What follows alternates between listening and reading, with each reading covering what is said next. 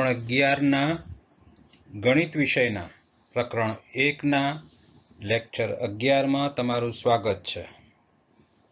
આપણે આ લેક્ચરમાં એટલે કે લેક્ચર 11માં સ્વાધ્યાય 1ના 1 થી 10 દાખલા ગણીશું।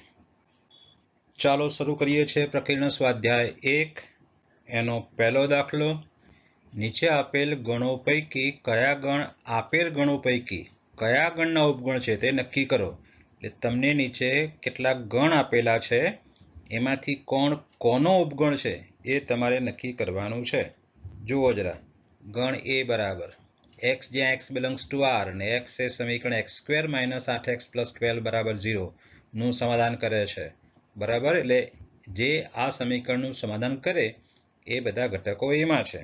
પછી બી જુઓ 2 4 6, સી જુઓ 2 4 6 8 ક્યાં સુધી છે? અનંત સુધી છે। અને ગણ ડી જુઓ, ડીમાં માત્ર એક જ ઘટક 6 આવેલો છે। હવે તમારે નક્કી કરવાના છે કે કયો ગણ કયા ગણનો ઉપગણ છે। જોઈએ છે, પહેલા શું કરવું પડશે? આપણે ગણ એ ની યાદી બનાવવી પડશે ને। ચલો બનાવીએ છીએ। એની અંદર સમીકરણ આપ્યું છે, એનો ઉકેલ શોધવો પડશે। તો x² - 8x + 12 બરાબર 0, એના મારે અવયવ પાડવા પડશે। જુઓ જરા, અવયવ પાડું છું। બે અવયવ પડશે, x - 6 અને x - 2, અને therefore x બરાબર 6 મળશે અથવા x બરાબર 2 મળશે। અને આના આધારે આપણને a મળશે।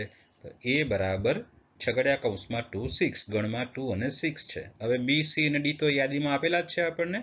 તો જુઓ જરા, a બી સી અને ડી સરખાવો એટલે તમને ખ્યાલ આવશે કે કોનો ઉપગણ છે। પહેલા એ થી શરૂ કરીએ છીએ કે એના ઘટકો શેમાં શેમાં આવેલા છે તે। તો જુઓ, સ્પષ્ટ છે કે અહીં ગણ એ નો દરેક ઘટક એટલે કે 2 અને 6 એ બીમાં પણ છે અને સીમાં પણ છે। એટલે માટે શું લખી શકાય? એ સબસેટ ઓફ બી અને એ સબસેટ ઓફ સી લખી શકાય। આગળ જુઓ, ગણ બી નો વારો। હવે ગણ બી નો દરેક ઘટક એ ગણ સીમાં પણ છે, બરાબર છે। બીમાં કયા છે? 2 4 6 એ દેખાય છે, સીમાં છે એમાં નથી અને ડીમાં પણ નથી। એટલે અહીંયા શું લખી શકાય? બી સબસેટ ઓફ સી લખાય। અને હવે વારો આવ્યો છે સી નો। સીના બધા ઘટક એકેયમાં નથી એટલે એ નહીં લખીએ, સીધો હવે વારો આવે છે ડી નો। ડી નો દરેક ઘટક એમાં પણ છે, બીમાં પણ છે અને સીમાં પણ છે। એટલે માટે તમે લખી શકશો D subset of A, D subset of B, D subset of C. ચાલો આગળ જોઈએ છીએ। દાખલો 2, નીચેના પૈકી દરેક વિધાનમાંથી કયું સત્ય અને કયું અસત્ય તે નક્કી કરો। હા, નીચે તમને વિધાન આપવામાં આવશે અને વિધાન સાચું છે કે ખોટું તમારે એ નક્કી કરવાનું છે। ચલો, વિધાન સારા વિધાનો છે, થોડું ધ્યાન આપવાનું છે। ચલો, પહેલું વિધાન, જો x બિલોંગ્સ ટુ a અને a બિલોંગ્સ ટુ b તો x બિલોંગ્સ ટુ b છે। શું કહે છે? x a નો સભ્ય હોય, a b નો સભ્ય હોય તો x બિલોંગ્સ ટુ b એટલે x પણ b નો સભ્ય છે। થોડું વિચારવા જેવું છે। આપણો જવાબ ના છે, મતલબ આપેલ વિધાન અસત્ય છે। અસત્ય કેમ છે એનું કારણ આપણે આપીએ છીએ। એક વસ્તુ યાદ રાખજો કે અસત્ય કહેવા માટે તમારે ઉદાહરણ આપવાનું છે અને સત્ય કહેવા માટે સાબિતી આપવી પડે, બરાબર છે? શું કહ્યું? અસત્ય કહેવું હોય તો એક ઉદાહરણ આપવાનું। ચલો ઉદાહરણ આપી દઈએ છીએ આપણે। કારણ કે a બરાબર લઈએ છીએ ગણમાં x અને b બરાબર ગણમાં x અને y છે, બરાબર। જુઓ, b ના ઘટકો કયા કયા છે? એક y છે અને બીજો x નહીં પણ ગણમાં x એનો ઘટક છે, ભૂલાય નહીં। એટલે એ આખો અંદર આવેલો છે ને, એટલે a બિલોંગ્સ ટુ b છે અને x તો એમાં દેખાય જ છે આપણને। એટલે તો આગળનું પક્ષ જે છે એ પક્ષ આપણે તૈયાર કરી નાખ્યું કે x બિલોંગ્સ ટુ a દેખાય છે અને એ આખો b માં છે, બરાબર। પરંતુ x does not belongs to b છે। જુઓ જરા, x b માં નથી, ભૂલાય નહીં। x અને ગણમાં x એમાં ફેર છે। ફરીથી બોલું છું, x અને ગણમાં x એ બંનેમાં ઘણો ફેર છે। x ને ઘટક કહેવાય અને ગણમાં x ને ગણ કહેવાય ને બી, બરાબર। અને ગણ તરીકે આમાં ઘટક રહેલો છે। પરંતુ અહીંયા જોઈ શકાય છે કે x બિલોંગ્સ ટુ a છે અને a બિલોંગ્સ ટુ b છે, પરંતુ x does not belongs to b, મતલબ આપેલ વિધાન અસત્ય છે એવું કહી શકાય। ચલો જોઈએ છે હવે પ્રશ્ન 2 જોવાનો છે। બીજો પ્રશ્ન શું છે તે જરા જુઓ તો। જો A સબસેટ B અને B બિલોંગ્સ ટુ C તો A બિલોંગ્સ ટુ C. પ્રશ્ન 2માં આપણને સબસેટ પણ આપ્યું છે અને બિલોંગ્સ ટુ પણ આપ્યું છે, એટલે આપણે વિચારવું પડે. ઓકે, વિચારીએ છે. જ્યારે ઘટક અને ગણ બંને મિક્સ આપી હોય ત્યારે વિચારવાનું, અને જ્યારે બિલોંગ્સ ટુ અને ઉપગણ મિક્સ આપી હોય ત્યારે આપણે વિચારવાનું છે. બરાબર છે? ચલો વિચારીએ છીએ. આ અસત્ય છે એનું કારણ શું છે? તો આપણે કારણ આપીએ છીએ. આપણે કારણ આપવા શું કરવાનું? એક ઉદાહરણ આપવાનું. ચલો લઈએ છીએ. ધારો કે A બરાબર ગણમાં 1 અને B બરાબર ગણમાં 1 2 અને C બરાબર ગણમાં, જો C માં કેટલા ઘટક છે ભાઈ? C માં કેટલા ઘટક છે? 2 ઘટક છે, નહીં કે 3. C માં 2 ઘટક છે, એ ભૂલાય નહીં ખાસ. ઓકે, C માં કયા કયા ઘટક છે? એક B છે અને એક 3 છે. C ની અંદર એક B છે ને, B બરાબર જુઓ બાજુમાં ગણમાં 1 2 એને B કહી શકાય. એટલે C ની અંદર એક B ગણ છે અને એક 3 છે, એટલે 2 જ ઘટકો છે એની અંદર. હવે જુઓ જરા, ઉપરનું પરિણામ આપણે લખ્યું છે તે અહીં સ્પષ્ટ છે કે A સબસેટ B છે જ, કારણ કે એના બધા ઘટકો B માં છે. બીજું કે B બિલોંગ્સ ટુ C પણ છે, બરાબર, પરંતુ A does not belongs to C. પણ એ C માં આવેલો નથી. C માં B છે ખરો, પણ એ નથી. માટે આ ઉપરનું વિધાન ખોટું પડે છે. બરાબર? પક્ષ A સબસેટ B અને B બિલોંગ્સ ટુ C તો A બિલોંગ્સ ટુ C એવું નથી થતું. A does not belongs to C થાય છે. એટલે જ્યારે પણ ખોટું છે એવું બતાવવું હોય તો આપણે ત્યાં શું કરીશું? એક ઉદાહરણ આપીશું. સારું, જુઓ જરા ત્રીજો પ્રશ્ન હવે જોઈએ છે. પ્રશ્ન 3માં જો A સબસેટ ઓફ B અને B સબસેટ ઓફ C તો A સબસેટ ઓફ C બતાવો. બરાબર? ચલો, આ જે છે એ સાચું છે, સત્ય છે. સબસેટ સબસેટ સબસેટ છે ને બધા, એટલે આ પરિણામ સાચું પડશે, સત્ય છે. ચલો એની સાબિતી પણ આપી દઈએ. સાબિતી આપવા માટે આપણે A સબસેટ C સાબિત કરીએ. પાછળનું જે છે તો પછીનું એને સાધ્ય કહેવાય. આગળ જે આપ્યું છે એ પક્ષ, એટલે આપણને આપેલું શું છે? A સબસેટ ઓફ B અને B સબસેટ ઓફ C આપેલું છે. આપણે સાબિત શું કરવાનું છે? A સબસેટ ઓફ C સાબિત કરવાનું છે. સાબિત કરીએ છીએ. ચલો, A સબસેટ ઓફ C કેવી રીતે સાબિત કરીશું? તો એમાં એક ઘટક x લેવાનો અને એ x C માં છે એવું આપણે બતાવવાનું છે. બરાબર? ચલો બતાવીએ છીએ. ધારો કે x બિલોંગ્સ ટુ A, એમાં મેં એક ઘટક x લીધો અને છેલ્લે હું x બિલોંગ્સ ટુ C બતાવીશ. ઓકે, હા, આ સાબિત કરવામાં પક્ષનો તમે ઉપયોગ લઈ શકો. પક્ષ એટલે શું? A સબસેટ ઓફ B અને B સબસેટ ઓફ C. જે તોની આગળ આપ્યું છે ને એને પક્ષ કહેવાય, અને તોની પાછળ આપ્યું છે એને સાધ્ય કહેવાય. જે આપણે સાબિત કરવાનું છે એને સાધ્ય કહેવાય. ચલો, એમાં x લીધો છે મેં, પરંતુ આપણને પક્ષમાં કીધું છે કે A સબસેટ ઓફ B છે. મતલબ શું થયું? કે x B માં પણ હશે જ. બરાબર? એટલે માટે x બિલોંગ્સ ટુ B. હવે x બિલોંગ્સ ટુ B છે, પણ સાથે આપણને આપેલું છે કે B સબસેટ ઓફ C આપ્યું. જુઓ જરા ઉપર, તો x એમાં હશે, C માં પણ હશે. એટલે માટે x બિલોંગ્સ ટુ C. કારણ પાછળ લખવાનું, કારણ કે B સબસેટ ઓફ C છે. અને માટે લખીશું આપણે, બાજુમાં લખીએ છીએ કે for every x belongs to A implies x belongs to C છે. આપણે શરૂઆત ક્યાંથી કરી ભાઈ? x બિલોંગ્સ ટુ A થી. પૂર્ણ ક્યાં થયું? x બિલોંગ્સ ટુ C થયો.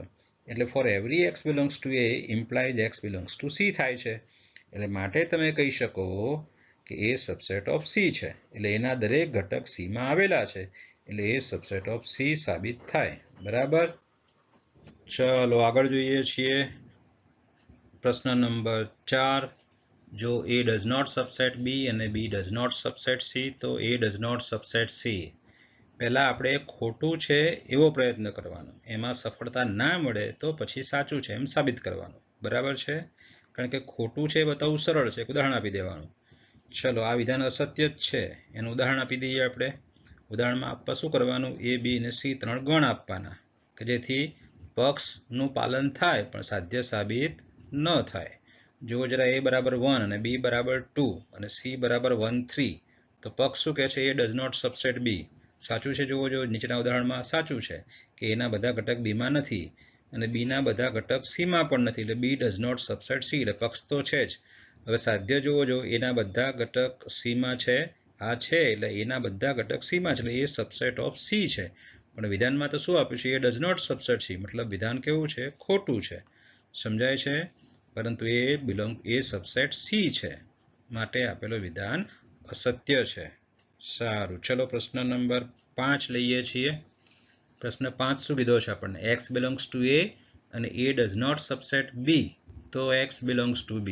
આ પણ વિધાન સ્પષ્ટ દેખાય છે, ખોટું છે. કારણ કે x બિલોંગ્સ ટુ a હોય તો x બિલોંગ્સ ટુ b હોવું જરૂરી નથી, કારણ કે a does not subset b તો સ્પષ્ટ આપ્યું જ છે ને કે ભાઈ a does not subset b છે, તો x એમાં છે તો x b માં થોડો આવવાનો છે. બરાબર છે. જો જરાક લઈ લઈએ છીએ આપણે જવાબમાં અસત્ય છે એનું કારણ લઈ લઈએ કે x ને આપણે એમાં લઈએ અને b ગણ ગમે તે બનાવી દઈએ, એ x સિવાયનો, એટલે 2 લીધો. હવે દેખાય છે કે x એમાં છે અને a does not subset b છે અને x b માં નથી પણ. બરાબર, એટલે અહીંયા x belongs to a does not subset b છે, છતાં પણ x does not belongs to b છે. બરાબર, આ રીતે આપણે ઉદાહરણ આપવાનું, અસત્ય સાબિત કરવા માટે આ રીતે આપણે ઉદાહરણ આપવાનું છે. ચલો આગળનો 6થો પ્રશ્ન. જો a સબસેટ b અને x does not belongs to b, તો x does not belongs to a. આ સાચું જ છે. એ કારણ કે એ ઉપગણ b છે ને. જો x b માં ના હોય તો એમાં ન જ હોય, કારણ કે એમાં હોય બધા તો b માં આવવાના જ ને ફરજિયાત. બરાબર છે. ઓકે, ઉદાહરણ આપી દઈએ. ના, સત્ય છે એટલે આપણે એની સાબિતી આપવી પડે. તો સાબિતી આપવા શું કરીશું કે આ વિધાન સત્ય છે એવું બતાવવા આપણે શું કરીશું, તો જરા આમાં અનિષ્ટાપત્તિની રીત લઈએ છીએ. આ વિધાન સાબિત કરવા માટે આપણે અનિષ્ટાપત્તિની રીત લઈએ છીએ. અનિષ્ટાપત્તિની રીત એટલે શું? કે તમને જે સાધ્ય આપ્યું છે, તમારે જે સાબિત કરવાનું છે એનાથી ઊંધું ધારવાનું, અને ઊંધું ધારતા તમને પક્ષથી વિપરીત પરિણામ મળે. પક્ષથી કોઈ દિવસ વિપરીત પરિણામ મળવું જોઈએ નહીં. જો પક્ષથી વિપરીત પરિણામ મળે તો તમે જે ધાર્યું છે એ ખોટું છે. બરાબર, એને અનિષ્ટાપત્તિની રીત કહેવાય છે. ચલો શરૂ કરીએ છીએ. આપેલ વિધાન સત્ય છે, તો હવે આ સત્ય છે એની સાબિતી આપીએ. પહેલા જે સાધ્ય છે આપણી પાસે x does not belongs to a, એનાથી આપણે ઊંધું ધારીએ. ધારો કે x બિલોંગ્સ ટુ a. હવે તમે x બિલોંગ્સ ટુ a લેશો તો x બિલોંગ્સ ટુ b આવશે જ ને. કેમ? કારણ કે એ સબસેટ ઓફ b તો તમને પક્ષમાં આપેલો છે, એટલે માટે x બિલોંગ્સ ટુ b થશે. એ સબસેટ ઓફ b હોવાથી x બિલોંગ્સ ટુ b થશે. પરંતુ પક્ષમાં તો શું કીધું છે ભાઈ? x does not belongs to b. બરાબર, જે x does not belongs to b થી વિપરીત છે. આવું ના થઈ શકે. પક્ષ ક્યારેય ખોટું ના હોઈ શકે. ફરીથી બોલું છું, પક્ષ ક્યારેય ખોટું ન હોઈ શકે. એનો મતલબ શું થયો કે તમે જે ધાર્યું છે, મતલબ આપણે જે ધાર્યું છે એ ખોટું છે, એટલે x બિલોંગ્સ ટુ a ના આવે, પણ શું આવે? x does not belongs to a આવે. હું બોલું સમજાય છે? એટલે માટે x does not belongs to a છે. એટલે આપણે એ તો સાબિત કરવાનું છે. સાબિત શું કરવાનું જુઓ છેલ્લે? x does not belongs to a આપણે સાબિત કરવાનું છે. ચલો હવે પ્રશ્ન નંબર 3 જોઈએ છે. ગણ a, b અને c માટે a યોગ b બરાબર a યોગ c અને a છેદ b બરાબર a છેદ c હોય તો સાબિત કરો કે b બરાબર c. તો આગળનું પક્ષ કહેવાય. મતલબ એ વસ્તુ આપણને આપેલી છે. આપણને આપેલું શું છે ભાઈ? તો a યોગ b બરાબર a યોગ c, એનો તમે ઉપયોગ કરી શકો. બીજું શું આપ્યું છે? a છેદ b બરાબર a છેદ c, એ પણ આપ્યું છે. એ બંનેનો તમે ઉપયોગ કરીને તમારે b બરાબર c સાબિત કરવાનો છે. જો મહત્વનો દાખલો છે, થોડું સમજવાનું છે. આમાં આપણા ગણના બધા ગુણધર્મો છે, એનો ઉપયોગ છે સારામાં સારો. ઓકે, શરૂ કરીએ છીએ. જુઓ જરા, શરૂઆત હું b થી કરું છું. b બરાબર શું લખી શકાય તે મેં અહીંયા b બરાબર b છેદ a યોગ b લખ્યો છે. બરાબર, જુઓ જો, a યોગ b છેદ b બરાબર શું થાય? b જ થાય ને, કારણ કે b આખો a યોગ b માં આવેલો છે. a યોગ b માં b આવેલો છે, માટે b છેદ a યોગ b થાય. આ બરાબર વિચારો. એટલે b બરાબર તમે આવું લખી શકો, b છેદ a યોગ b. b છેદ u પણ લખી શકાય. b થી મોટો b ને સમાવતો, એની છેદમાં કોઈ પણ લખો તો જવાબ b જ આવે. હું શું બોલું છું? ધારો કે b બરાબર 1 2 છે, બી બરાબર ગણમાં 1 2 છે અને એક ગણ સી લો, ધારો કે સી માં 1 2 3 છે, તો તમે બી અને સી નો છેદ શું આવશે? 1 2 આવશે ને, બી પોતે આવશે ને. એટલે બી ને સમાવતો કોઈ પણ ગણ હોય એની સાથે તમે બી નો છેદ લો તો જવાબ બી પોતે જ આવે. એટલે બી બરાબર તમે બી છેદ એ યોગ બી લખી શકો. કારણ આપીએ છીએ કારણ કે બી સબસેટ ઓફ એ યોગ બી છે. બી આખો એ યોગ બીમાં સમાયેલો છે માટે. ઓકે, આગળ જુઓ જરા. બરાબર બી છેદ એ યોગ સી ક્યાંથી લાવ્યા? ઉપર પક્ષમાંથી. પક્ષમાં આપ્યું છે આપણને એ યોગ બી ની જગ્યાએ તમે શું લખી શકો? એ યોગ સી લખી શકો, કારણ એ યોગ બી બરાબર એ યોગ સી છે. ચલો આગળ જુઓ. ઇઝ ઇક્વલ ટુ, અહીંયા શું કર્યું છે મેં? વિભાજનનો નિયમ વાપર્યો છે. બી છેદ એ યોગ બી છેદ સી, છેદનું યોગ પર વિભાજન કર્યું છે આપણે. બરાબર. હવે આગળનું પરિણામ જુઓ, શું લખું છું તે. ઇઝ ઇક્વલ ટુ, જુઓ જરા શું લખ્યું છે, શું ફેરફાર થયો? પાછળના કૌંસમાં બી છેદ સી છે, એના બદલે સી છેદ બી લખ્યો. ઉલટું સુલટું, ક્રમનો નિયમ છે જ આપણી પાસે, ઉલટું સુલટું લખ્યા છે. પણ આગળનું બરાબર જુઓ જો, બી છેદ એની જગ્યાએ સી છેદ એ લખ્યો. ક્યાંથી લખ્યો? પક્ષમાંથી. જુઓ છેદ ઉપર, છેદનું પણ છે પરિણામ. એ છેદ બીની જગ્યાએ શું લખી શકાય? એ છેદ સી લખી શકાય. તો એ પ્રકારે ઉલટું સુલટું લખ્યું છે. બરાબર. અને હવે જૂથનો નિયમ, સોરી વિભાજનનો નિયમ ફરીથી વાપરીએ છીએ, પણ ઊંધો વાપરીએ છીએ. વિભાજનનો નિયમ, વિભાજનનો નિયમ વાપરીએ છીએ. હવે વિભાજનનો નિયમ ઉલટી રીતે, કે સી છેદ એ યોગ બી, સી છેદ એ યોગ બી એટલે ઉપરનું પરિણામ જ આવે ને. જુઓ જરા, એ વિભાજનનો ઉલટો નિયમ છે. સી છેદ એ યોગ બી એટલે સી છેદ એ યોગ સી છેદ બી, જે ઉપર લખેલું છે આપણી પાસે તે અહીંયા. બરાબર. ઇઝ ઇક્વલ ટુ, જો હવે તમે એ યોગ બી ની જગ્યાએ ઉપર જે આપેલું છે એ લખી શકો. ઉપર શું આપ્યું છે? એ યોગ બી બરાબર એ યોગ સી આપેલું છે ને ભાઈ, તો ત્યાં એ યોગ બી ની જગ્યાએ એ યોગ સી લખી શકો. એ યોગ બી ની જગ્યાએ એ યોગ સી, કારણ પક્ષમાં આપ્યું છે એ યોગ બી બરાબર એ યોગ સી. હવે બરાબર જુઓ જો, સી છેદ એ યોગ સી, તો બરાબર સી આવશે. કેમ? કારણ કે સી આખો એ યોગ સી માં આવેલો છે. ચાલો હવે દાખલા નંબર 4 જોઈએ છીએ. સાબિત કરો કે નીચે આપેલી ચારેય શરતો સમકક્ષ છે. જો 4 શરતો કઈ આપી છે તે. એ ઉપગણ બી, બીજી શરત a - b બરાબર 5, ત્રીજી શરત a યોગ b બરાબર b, અને ચોથી શરત a છેદ b બરાબર a આપ્યો છે. આ ચારેય શરત સમકક્ષ છે, મતલબ સમાન છે, એવું આપણે બતાવવાનું છે. કે ચલો આ દાખલો 4 જોઈએ છે. આપણે શું કરીએ છીએ તે જરા જવાબ લઈએ છીએ. હા, અને આ દાખલો આપણે કેવી રીતે ગણીશું તે જરા.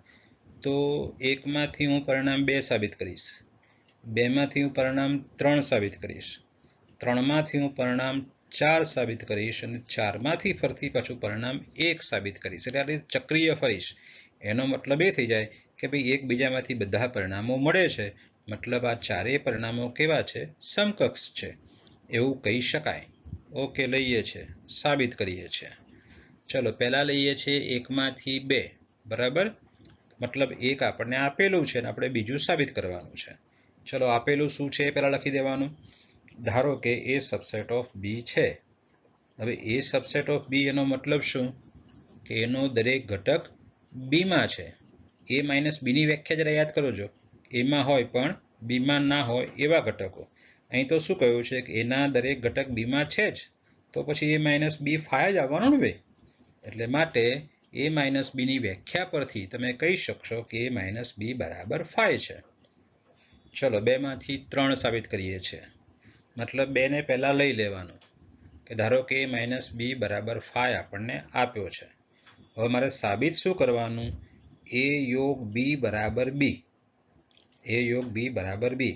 એક જરા આપણે થોડુંક યાદ કરી લઈએ આગળ ભણતા એમ, કે એક્સ બરાબર વાય સાબિત કરવો હોય તો આપણે શું કર્યું હતું યાદ છે? એક્સ બરાબર વાય બતાવવો હોય તો એક રીતે આ હતી કે એક્સ સબસેટ ઓફ વાય લઈ લો અને વાય સબસેટ ઓફ એક્સ લઈ લો. મતલબ એક્સને વાયનો ઉપગણ બતાવો અને વાયને એક્સનો ઉપગણ બતાવો, તો એક્સ બરાબર વાય સાબિત થઈ જાય. બરાબર. એનો બસ એ કોન્સેપ્ટ, એ જે આપણો ખ્યાલ છે એનો ઉપયોગ આપણે આમાં કરવાનો છે. એ યોગ બી બરાબર બી સાબિત કરવામાં. જો હું શું કરું છું તે, હવે ખાસ હું એ યોગ બીમાં એક ઘટક લઉં છું. એક્સ, અને હવે એક્સ એ યોગ બીમાં લઉં છું અને હું એક્સને બીમાં સાબિત કરી બતાવીશ. ચલો હવે એક્સ એ યોગ બીમાં છે તો પછી એક્સ એમાં હશે, એક્સ એમાં હોય અથવા એક્સ બીમાં હોય. બરાબર છે. હવે મારે જોઈએ છે એક્સ બિલોંગ્સ ટુ બી એકલું જ, પણ આમાં તો અથવા કીધું છે કે એક્સ એમાં પણ હોઈ શકે અને બીમાં પણ હોઈ શકે. પણ જુઓ જરા, હવે એક્સ એમાં હોય તો એ બીમાં હશે જ. કેમ ભાઈ? કારણ કે a માઇનસ બી બરાબર 5 આપ્યો છે ને આપણને. a માઇનસ બી બરાબર 5 આપ્યો છે, મતલબ એના બધા ઘટક શેમાં હશે? બીમાં હશે, તો જ 5 થાય ને. બરાબર છે. એટલે એ પાછળ મગજમાં રાખવાનું છે આપણે. એટલે અહીંયા તમે આવું લખી શકો. હવે જો x બિલોંગ્સ ટુ a તો x બિલોંગ્સ ટુ b થાય જ, કારણ કે a માઇનસ બી બરાબર 5 છે. એટલે x બિલોંગ્સ ટુ a હશે તો પણ x બીમાં આવવાનો છે, અથવા x બિલોંગ્સ ટુ b હોય તો પણ બીમાં આવવાનો છે. એટલે છેલ્લે તમે લખી શું શકો કે x બિલોંગ્સ ટુ b લખી શકો. ઓકે, x શેમાં લીધો આપણે?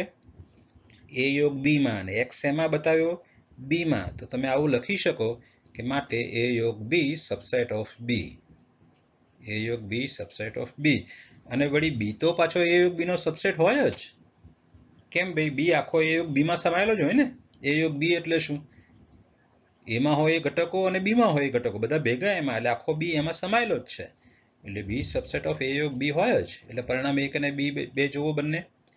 પરિણામ 1 અને 2 બંને પરથી તમે શું લખી શકો કે 1 અને 2 પરથી a યોગ b બરાબર b લખી શકાય. ચાલો આગળ જોઈએ છે. દાખલો 4 હજુ અધૂરો છે, તો હું પહેલા 4ની રકમ લખું છું અને પછી અધૂરો દાખલો શરૂ કરીએ છીએ. આપણે કેટલો ગણ્યો? તો 1 માંથી 2 સાબિત કર્યું અને 2 માંથી 3 સાબિત કર્યું. હવે સાબિત કરીશું 3 માંથી 4 અને ચોથામાંથી પહેલું પરિણામ. બરાબર. ચલો શરૂ કરીએ. પહેલા ત્રીજામાંથી ચોથું સાબિત કરીએ છીએ. તો ત્રીજું શું આપેલું છે એ લખીએ. પહેલા તો કે ધારો કે a યોગ b બરાબર b છે, અને મારે સાબિત શું કરવાનું છે બરાબર જુઓ. a છેદ b બરાબર a સાબિત કરવાનું છે. તો અહીંયા પણ આપણે આગળ જે સાબિત કર્યું એ રીતે જ કર્યું છે, પણ અહીંયા a છેદ b છે, અને છેદ તો હંમેશા એમાં પણ હોય ને બીમાં પણ હોય. આકૃતિ યાદ કરો a છેદ b ની. a છેદ b એટલે એ જે છેદનો ભાગ છે એમાં પણ હોય અને બીમાં પણ હોય. એટલે તમે a છેદ b સબસેટ ઓફ a છેદ b સબસેટ ઓફ એ તો લઈ જ શકશો. ઉલટું આપણે સાબિત કરવાનું છે. શું? a સબસેટ a છેદ b. ફરીથી a સબસેટ a છેદ b અહીંયા સાબિત કરવું પડે. તો પહેલા હું એમાં ઘટક x લઈશ. ચલો ધારો કે x બિલોંગ્સ ટુ a છે, અને હું x ને હવે a છેદ b માં સાબિત કરીશ. થોડું સમજવાનું છે છોકરાઓ. બરાબર. a યોગ b બરાબર b માં ઊંધું બતાવ્યું હતું, કારણ કે a યોગ b ગણ મોટો છે, હને. એટલે આપણે a યોગ b માંથી b સબસેટ બતાવ્યો કે a યોગ b સબસેટ ઓફ b સાબિત કર્યો. જ્યારે અહીંયા a છેદ b તો નાનો ભાગ છે ને, એટલે આપણે નાનો ભાગ તો એમાં હોવાનો જ, એટલે ઉલટું બતાવવાનું, a સબસેટ ઓફ a છેદ b બતાવવાનો છે. અને માટે આપણે x બિલોંગ્સ ટુ a લીધો. ધારો કે શરૂઆત કરીએ આપણે. ધારો કે x બિલોંગ્સ ટુ a. ચલો હવે આગળ જોઈએ છે. માટે x બિલોંગ્સ ટુ a યોગ b. આ x બિલોંગ્સ ટુ a યોગ b ક્યાંથી લાવ્યા? ક્યાંથી લાવ્યા બોલો જો. હા, કે એમાં હોય એ યોગ બીમાં હોય જ ને ભાઈ. કેમ ભૂલી જાઓ છો? જે ઘટક એમાં હોય એ યોગ બીમાં હોય, જે ઘટક બીમાં હોય એ યોગ બીમાં હોય જ. બરાબર.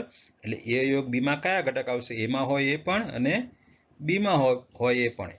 એટલે તમે શરૂઆત કરી x બિલોંગ્સ ટુ a થી, તો તમે શું લખી શકો? માટે x બિલોંગ્સ ટુ a યોગ b. હવે a યોગ b છે ત્યાં જરા જુઓ શું લખીએ છીએ તે આપણે. આ ક્યાંથી લાવ્યા? તો ઉપર આપેલું ધારો કે આપ્યું છે ને એમાંથી. બરાબર. જુઓ a યોગ b બરાબર b આપણને આપેલું જ છે, તો a યોગ b ની જગ્યાએ b લખ્યો આપણે. x બિલોંગ્સ ટુ a લીધો અને x બિલોંગ્સ ટુ b સાબિત કર્યો. એનો મતલબ શું થયો? x એમાં પણ છે અને x બીમાં પણ છે. એ જ થયું ને ભાઈ. x તમે એમાં લીધો છે તો x બીમાં પણ છે. આવ્યું ને? સાબિત થઈ ગયું ને. જો x તમે એમાં લેશો તો x બીમાં આવશે જ. એટલે x બિલોંગ્સ ટુ a છે અને x બિલોંગ્સ ટુ b છે. અને એટલે શું છોકરાઓ? છેદ. એટલે x બિલોંગ્સ ટુ a છેદ b છે. છોકરાઓ નહીં પણ વિદ્યાર્થીઓ, વિદ્યાર્થીઓ નહીં પણ વિદ્યાર્થીઓ અને વિદ્યાર્થીનીઓ ને. પણ મને ટેવ છે છોકરાઓ બોલવાની, એટલે છોકરીઓ ખોટું ના લગાડતા. બરાબર. x બિલોંગ્સ ટુ a છેદ b. જુઓ મેં x બિલોંગ્સ ટુ a લીધો અને છેલ્લે શું સાબિત કર્યું? x બિલોંગ્સ ટુ a છેદ b. એટલે તમે શું કહી શકો અહીંયા કે for every x belongs to a implies x belongs to a છેદ b. એટલે કે x a માં લીધો અને સાબિત કર્યો x બિલોંગ્સ ટુ a છેદ b માં. એટલે માટે આપણે a સબસેટ a છેદ b લખી શકાય. અને હા, આ તો છે જ શું કે a છેદ b સબસેટ ઓફ a તો હોય જ. a અને b નો છેદ a માં પણ હોય અને b માં પણ હોય, પણ આપણને માત્ર એની જરૂર છે. એટલે a છેદ b સબસેટ ઓફ a હોય જ. અને માટે 1 અને 2 પરિણામ પરથી તમે શું લખી શકો? a છેદ b બરાબર a. જરા જુઓ અહીંયા ચોથામાંથી પહેલું સાબિત કરીએ છીએ. ચોથું આપેલું છે એવું આપણે અહીંયા લઈ લેવાનું હોય છે. અહીં a છેદ b બરાબર a એવું છે જ. ઓકે, મારે સાબિત શું કરવાનું ભાઈ? a subset of b. અને તો a સબસેટ b સાબિત કરવા માટે શું કરવાનું? તો a સબસેટ b સાબિત કરવા માટે એની અંદર x લેવાનો અને એ x ને મારે b માં બતાવવાનો. ચલો શરૂ કરીએ છીએ આપણે. ધારો કે x બિલોંગ્સ ટુ a છે. હવે a બરાબર તો ઉપર જુઓ શું આપ્યું છે? a છેદ b આપ્યો છે. તો ત્યાં એની જગ્યાએ તમે a છેદ b લખી શકો. તો માટે x બિલોંગ્સ ટુ a છેદ b. હવે x બિલોંગ્સ ટુ a છેદ b લખ્યું છે, એનો મતલબ શું કે ભાઈ x a માં પણ છે અને b માં પણ છે. મતલબ x b માં, મને x a માં પણ છે અને b માં છે, એટલે બંનેમાં છે. એટલે પણ મારે જરૂર શામાં છે? માત્ર b માં જ છે ને ભાઈ. x જો a છેદ b માં હોય તો b માં હોય કે ના હોય? બોલો, હોય જ. x a છેદ b માં ક્યારે આવશે? બંનેમાં હોય ત્યારે. એટલે x a માં છે એમ લીધું મેં. ફરીથી x બિલોંગ્સ ટુ a લીધો અને x બિલોંગ્સ ટુ b સાબિત કર્યો. હા, જો ધ્યાન આપજો અહીંયા, x બિલોંગ્સ ટુ a યોગ b હોય તો તમે x બિલોંગ્સ ટુ b ના લખી શકો. કેમ? યોગનો મતલબ અથવા.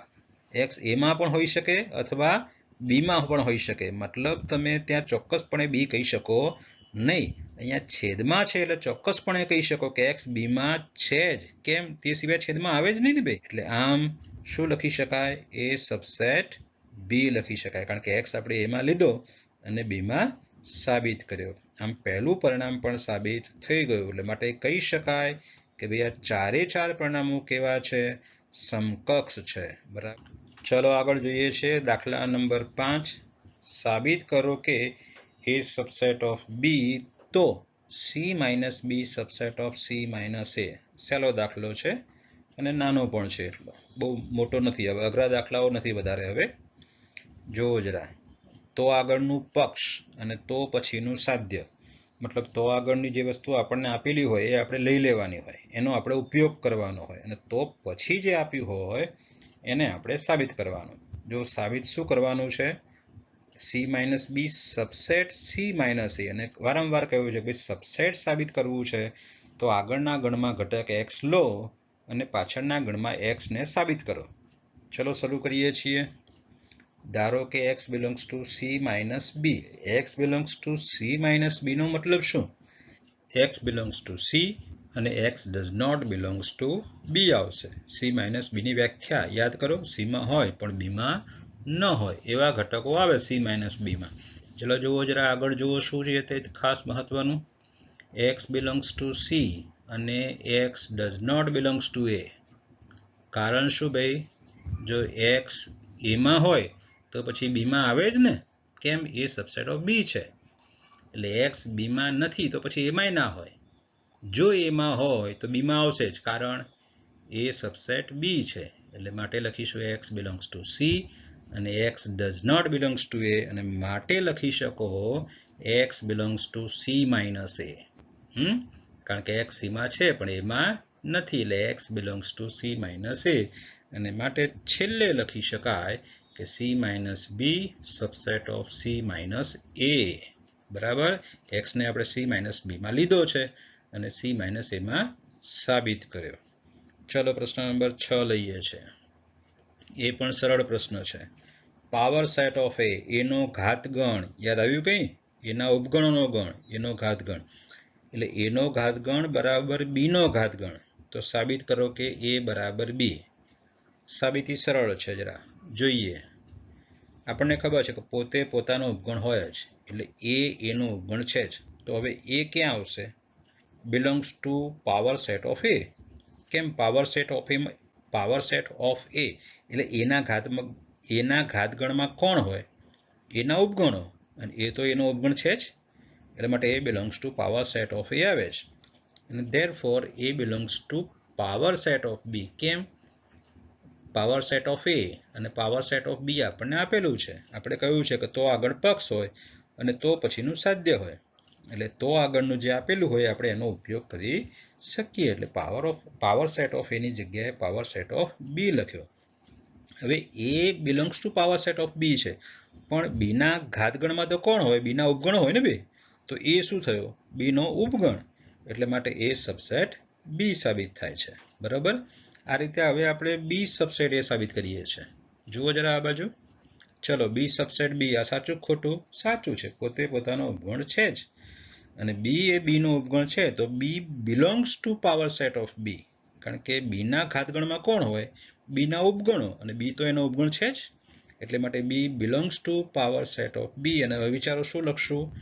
બી belongs to power set of A. કેમ? કારણ કે પાવર સેટ ઓફ એ અને પાવર સેટ ઓફ બી તો સમાન છે. હવે B belongs to power set of A એટલે બી પાવર સેટ ઓફ એમાં આવેલો છે, એના ઘાતગણમાં. પણ એના ઘાતગણમાં કોણ હોય? એના ઉપગણો, અને બી પાછો એની અંદર આવેલો છે, એટલે બી શું લખી શકાય? સબસેટ એ. આમ એ સબસેટ બી, બી સબસેટ એ. તો છેલ્લે શું લખી શકાય? એ બરાબર બી લખી શકાય. ચાલો હવે આગળ જોઈએ. દાખલા નંબર 7. કોઈ પણ ગણ એ અને બી માટે પાવર સેટ ઓફ એ યોગ પાવર સેટ ઓફ બી બરાબર પાવર સેટ ઓફ એ યોગ બી સત્ય છે. તમારા જવાબની યથાર્થતા ચકાસો. મતલબ એ કે તમે અસત્ય કહેતા હોય તો ઉદાહરણ આપો, અને સત્ય કહેતા હોય તો સાબિતી આપો. આપણે કહીએ છીએ કે ભાઈ આ ખોટું છે, આપણો જવાબ છે ના, આ સત્ય નથી. ગણ એ લઈશું, ગણ બી લઈશું, અને એ અને બીનો ઘાતગણ શોધીશું પહેલા તો. ચલો, એ બરાબર 1 2 છે, તો પછી એનો ઘાતગણ શું આવશે? પાવર સેટ ઓફ એ એટલે એના ઉપગણોનો ગણ. બરાબર? તમને આવડે છે. પછી power set of B. Power set of B એટલે શું? બીના ઉપગણોનો ગણ લખ્યો છે. હવે આને હું ડાબી બાજુ એટલે કે પાવર સેટ ઓફ ઉપર જે સાબિત કરવાનું સત્ય છે એમ કહ્યું છે, એની ડાબી બાજુ એટલે પાવર સેટ ઓફ એ યોગ પાવર સેટ ઓફ બી લખું છું. આ બંનેનો પાવર સેટ ઓફ એમાં જે ઘટક આવેલા છે તે, અને પાવર સેટ ઓફ બીમાં જે ઘટક આવેલા છે એ બંનેનો યોગ કરું છું. જુઓ લખ્યું છે મેં અહીંયા. એને હું પરિણામ નંબર 1 આપવાનો છું. હવે હું જમણી બાજુ શોધી રહ્યો છું. શું? તો પાવર સેટ ઓફ એ યોગ બી શોધું છું. તો પહેલા મારે એ યોગ બી શોધવો પડશે. ચલો લખીએ છીએ પહેલા એ યોગ બી. એ યોગ બી, એ અને બી તમને ઉપર આપેલા છે, જોઈ શકાય છે. એટલે એ યોગ બી બરાબર 1 2 3 આવશે. અને પછી હવે આનો ઘાતગણ લખીએ છીએ. ઘાતગણ એટલે બધા એના ઉપગણોનો ગણ. હવે જુઓ, બંને તપાસો જો જરા, સરખા આવે છે? તો આપણો જવાબ છે ના, એટલે માટે જોઈ શકાય છે 1 અને 2 પરથી કે આ બંને સમાન નથી. સમજાયું? ચાલો આગળનો પ્રશ્ન 8મો જોઈએ છે. કોઈ પણ ગણ એ અને બી માટે સાબિત કરો કે એ બરાબર એ છેદ બી યોગ એ માઇનસ બી અને એ યોગ બી માઇનસ એ બરાબર એ યોગ બી. અહીંયા પણ આપણે ગણના ગુણધર્મનો ઉપયોગ કરીને આ બંને પરિણામો સાબિત કરવાના છે. સહેલા છે, જુઓ જરા સાબિત કરીએ છીએ. પહેલો લીધો છે. હવે પહેલા પરિણામમાં જે ભાગ મોટો હોય ત્યાંથી શરૂ કરાય તો સહેલું પડે, એટલે આપણે જમણી બાજુ શરૂ કરી. એ છેદ બી યોગ A minus B is equal to, જુઓ શું લખ્યું છે, એ છેદ બી તો એની એ જ, પણ એ માઇનસ બીની જગ્યાએ તમે એ છેદ બી ડેશ લખી શકો. બંનેનો મતલબ સમાન જ થાય છે. બરાબર? ભૂલી ગયા હોય તો યાદ રાખી લો, એ માઇનસ બી બરાબર એ છેદ બી ડેશ છે. ચલો હવે વિભાજનનો નિયમ ઉલટા ક્રમમાં લઈએ છીએ. જુઓ જરા, એ છેદ કૌંસમાં બી યોગ બી ડેશ એટલે એ છેદ બી યોગ એ છેદ બી ડેશ થાય ને, ઉપરનો ભાગ. ઉલટા ક્રમમાં લીધો છે. બંનેમાં એ દેખાય છે અને બંનેમાં કૌંસમાં સરખી ક્રિયા છે, એટલે આ પ્રકારે વિભાજનનો નિયમ આવશે. એ આપણે થોડું સમજવાનું છે અને પછી લખવાનો છે. હવે બી યોગ બી ડેશ, પૂરક ક્રિયાના ગુણધર્મો એમાં આવી ગયો. જરા યાદ કરો શું હતું? યુ પોતે જ. બરાબર? અને એ છેદ યુ તો કોણ આવ્યો? એ યુનો નિયમ હતો. બરાબર? એ આવશે ને. હવે આગળનો દાખલો લઈએ છીએ જરા. બીજો પ્રશ્ન, એ પણ આપણે જમણી બાજુથી, ડાબી બાજુ મોટી છે ને આમાં, એટલે ડાબી બાજુ શરૂ કરીએ છીએ. એ યોગ બી માઇનસ એ, તો તો હવે બરાબર શું લખશું? બી માઇનસ એ છે ને એની જગ્યાએ બી છેદ એ ડેશ લખીશું આપણે. બરાબર છે. ચલો આગળનો પોઈન્ટ જોવો શું લખું છું તે. યોગનું છેદ પર વિભાજન. યોગનું છેદ પર વિભાજન, વિભાજનનો નિયમ. તો હવે એ યોગ બી છેદ એ યોગ એ ડેશ. હવે યાદ કરો જરા, એ યોગ એ ડેશ બરાબર શું થાય? યુ. ઉપર શું હતું? બી યોગ બી ડેશ, તો ત્યાં યુ હતો. આ એ યોગ એ ડેશ પોતે ને પોતાનો પૂરક, એનો યોગ હંમેશા યુ જ થાય. હવે એ યોગ બી છેદ યુ, તો યુ સાથે કોઈ પણનો છેદ એ પોતે જ આવે, એટલે અહીંયા એ યોગ બી આવશે. એ યોગ બી આપણે બસ એ તો સાબિત કરવાનું છે ને. ચાલો હવે આગળ જોઈએ. પ્રશ્ન નંબર 9. ગણ ગુણધર્મનો ઉપયોગ કરીને, એટલે ગણના ગુણધર્મનો ઉપયોગ કરીને આ બે પરિણામો સાબિત કરો. બરાબર, બંને પરિણામમાં એ અને બી નો ઉપયોગ થયેલો છે, એ મહત્વનું છે. બરાબર, એક યોગની ક્રિયા, એક છેદની ક્રિયા. એક છેદની ક્રિયા, એક યોગની ક્રિયા, અને બે વખત એ છે એટલે જવાબ એ આવે છે. બરાબર, જુઓ બંને પ્રશ્નમાં એક પછી એક લઈએ છીએ આપણે. સહેલા છે, થોડું અમે યાદ રાખવું પડે કે કેવી રીતે ગણવો છે તે. જુઓ જરા, પોતે પોતાનો ઉપગણ તો છે જ, અને છેદ એ છેદ બી એ કોનો ઉપગણ છે? એનો પણ છે અને બીનો પણ છે. એ છેદ બી હંમેશા ક્યાં આવેલો હોય? એમાં પણ હોય અને બીમાં પણ હોય. તો આપણને જેની જરૂર છે એ લઈ લઈએ. ફરીથી એ ઉપગણ એ તથા એ છેદ બી ઉપગણ એ છે. હવે પહેલું પરિણામ જુઓ, એ અને એ છેદ બી એની વચ્ચે યોગ છે ને, એટલે હું આ બંનેના યોગ કરું છું, બંને તરફ, ડાબી તરફ અને જમણી તરફ. ડાબી તરફમાં કોણ કોણ આવશે? એ આવશે અને એ છેદ બી આવશે, એનો યોગ. જમણી બાજુ બંનેનો એ અને એ આવશે, હા, બંનેની જમણી બાજુએ, એટલે બંને બાજુ યોગ લીધો છે. દેખાય છે? બરાબર છે. હવે પાછળનો જે ભાગ છે જમણી બાજુનો એ યોગ એ, એની જગ્યાએ શું લખી શકાય? એ લખી શકાય ને ભાઈ. બરાબર છે આપણી પાસે. એટલે અહીંયા આ થશે. વળી ઉલટું તો સ્પષ્ટ છે, એ સબસેટ ઓફ એ યોગ એ છેદ બી તો છે જ, કારણ કે જમણી બાજુ શું છે? યોગ. અને યોગમાં જમણી બાજુ યોગ છે. કોનો કોનો યોગ? એનો અને બીજો ગણ એ છેદ બીનો. તો એ બંને એની અંદર સમાયેલા હોય. યોગમાં જે બે ગણનો યોગ હોય એ બંને અંદર સમાયેલા હોય જ, એટલે એ સબસેટ એ યોગ એ છેદ બી તમે લખી જ શકો. બરાબર છે. એટલે હવે આ બે પરિણામને આધારે છેલ્લે આપ્યું તે અને આગળ સાબિત કર્યું તે તમે ઇક્વલ ટુ એ લખી શકો જ. સારું, ચલો બીજું પરિણામ તમે જાતે ગણશો, પ્રયત્ન કરશો, આવડશે જ ઉપર જે મેં કર્યું છે એ રીતે. બાકી હું જ બધું લખીશ તો તમે વિચારી શકશો નહીં. ચલો હવે 10મો દાખલો જોઈએ છે. સહેલો છે અને જોવો જરા 10મો દાખલો. સાબિત કરો કે એ છેદ બી બરાબર એ છેદ સી પરથી બી બરાબર સી કહી શકાય નહીં. એટલે તમને એ છેદ બી બરાબર એ છેદ સી આપેલું હોય તો બી અને સી સમાન થાય એ જરૂરી નથી. હવે નથી એવું બતાવવા માટે વારંવાર કહ્યું છે ભાઈ, ના પાડીએ છીએ જ્યાં ત્યાં આપણે ઉદાહરણ આપવાનું છે, અને હા પાડીએ ત્યાં સાબિતી આપવાની. ચલો ઉદાહરણ આપીએ. ઉદાહરણ આપીએ મતલબ ગણ એ લઈએ, ગણ બી લઈએ અને ગણ સી લઈએ, જેથી આ સાબિત ન થાય. ચલો એ લીધો, બી લીધો અને સી લીધો છે. બરાબર છે. સારું, ચલો હવે એ છેદ બી શોધો. બરાબર, એ અને બીમાં જે છેદ 2, 3 છે એવો બી અને સી વિચારવાનો કે જેમાં 2, 3 આવે પણ એક ઘટક અલગ આવે, ભિન્ન આવે, જેથી બી અને સી બંને સમાન થાય નહીં. બરાબર. ચલો એ છેદ બી શોધ્યો અને એ છેદ સી શોધ્યો. આમ એ છેદ બી બરાબર એ છેદ સી, પરંતુ બી નોટ ઇક્વલ ટુ સી. દેખાય છે સ્પષ્ટ આપણને, હને? એટલે માટે એ છેદ બી બરાબર એ છેદ સી પરથી તમે બી બરાબર સી કહી શકો નહીં. તમારે આ દાખલામાં કોઈક અલગ ઉદાહરણથી દાખલો ગણવાનો છે. હોમવર્કમાં એ, બી અને સી ત્રણેય ગણના ઘટકો બદલાયેલા હોવા જોઈએ. તમે ધ્યાન રાખશો કે એ, બી અને સી આ પ્રકારે વિચારી અને લખવાના છે. બરાબર? ઓકે, આવજો ત્યારે. બાય.